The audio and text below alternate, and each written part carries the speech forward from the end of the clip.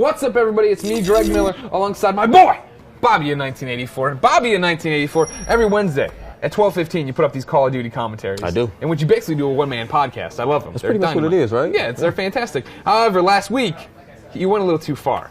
Started talking about this Batman versus Superman movie. Had a whole bunch of things you didn't like. I wrote some of it down. Well, hold on. First of all, I'd like to thank you for having me on here. Oh, no, it's too late, Bobby. It's too late. And I'm going to just say, secondly, Superman could kiss my ass. How about that? How about that? Does That's that work? fine. I'm fine with you being a Batman fan. That's fine. There we go. Here's what you said in the commentary. All right. Quote, I don't want to see a Batman versus Superman movie, end quote. I don't want to see a Batman versus Superman movie. You don't want to see them fight, you're saying. You want to see them come together. That's what I said, Yeah, right. well, that's a direct quote. Then you expanded a bit on it.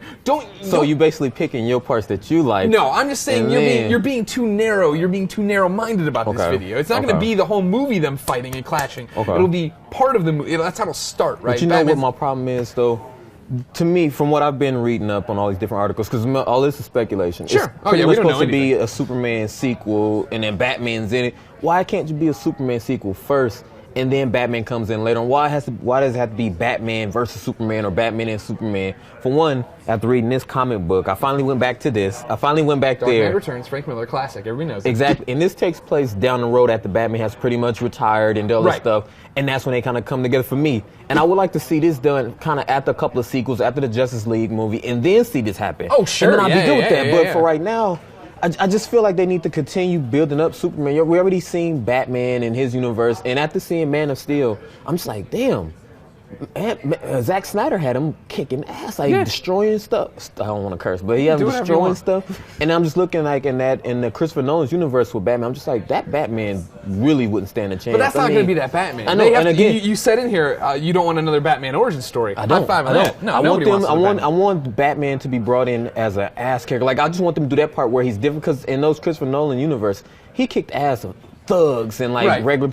Man, if you got flying aliens and things like that, he's gonna need to be like, I keep telling people, Adrian from The Watchmen. I can't remember what his actual name was. Like Ozymandias. Yeah. That guy was the smartest man on the planet. Right. I actually believed, because I watched the movie, I didn't read the comic, but I thought, damn, if him and Dr. Manhattan or whatever his name was had to go face to face, I honestly believe that guy would have came up with some way to beat him through some type of smart and it would have worked. Whereas with Batman, I'm still just like, I'm not really sure. I know he's smart. They can't do the Nolan universe. I'm with you on that. They have to do a new Batman, start fresh in what is this new Superman universe. And I think that's what they're planning for. But you put in here, quote, there's no way he can physically outmatch Superman. Of course now, I mean, you're selling Batman short there too, right? Like, first off, Kryptonite obviously in this one is how he does it, right? We already know in the Man of Steel movie, right, the whole atmosphere or whatever, if he does that. Of course, a red sun generator would do it, right? If he had a red sun thing to flash on him, stuff like that. Also, of course, vulnerable to magic. There's got to be magic in this universe if we're going to have Diana floating around as Wonder Woman. There's different things. See, but did you ever see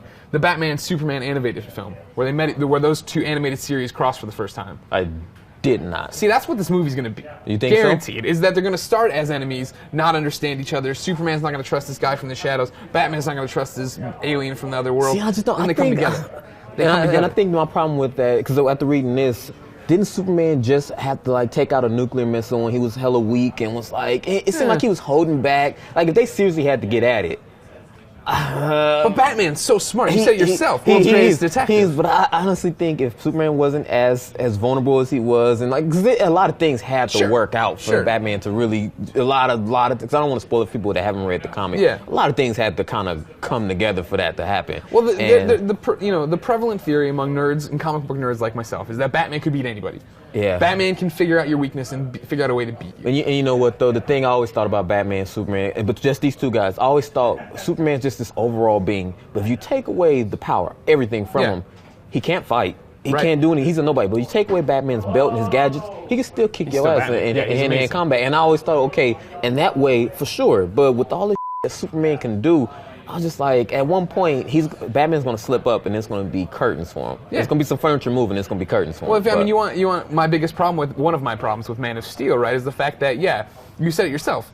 He doesn't know how to fight. He doesn't know how to do it. You have a guy in Zod who's trained to be a soldier, bred from birth to be a soldier. He should have demolished him. Exactly. There should have been no Even contest. The lady should have. It shouldn't have got past the battle with the lady. For is that her name? Yeah. It shouldn't have got past that. Yeah. But that was just my thing, and it seemed like now you see pulling quotes. We're doing well. They're gonna have to go back and watch the commentary if they haven't watched Here's it. the link for it. Because I don't want you to be like, oh, Bobby said this part, and Bobby said that part. Bobby, 1984. Thank you. Yeah, they had to watch it because some of the stuff you kind of didn't. I just wanted to be, you know, when you're doing the one-man podcast every Wednesday at 12:15 on IGN. Maybe you should have jumped in on that one. Maybe I should have been invited. I want to touch on Lex Luthor. You said, quote, I don't want Lex Luthor to be the main villain, end quote. Don't know. I'm 100% sure of all the people that's going to watch this, they're going to be saying the same. I don't want Lex Luthor to be he cannot be the main villain against both. I mean, he's smart. He is smart. He is really, really smart. Yeah. But he is going to be outmatched with both of them. But he can totally match wits with both of them. He figure he's going to have, you nail on it in here that he could have, Brainiac could be the overall villain. But Brainiac could get his own movie. I think you have Lex, and then he has Metallo, right? He's got John Corbin there with the Kryptonite heart, ready to fight Man of Steel. Then he's matching wits with Batman all the time. Two men trying to figure it out. So you think this one person can have his minions? I mean, it won't be one. Yeah, exactly. He's gonna have minions. It's not like it's just gonna be Lex and nobody else. He'll have to have robots and stuff like that. I mean, because you already seen kind of the different parts of that throughout the movie. They setting that up with both of them with like Lex stuff and the satellite.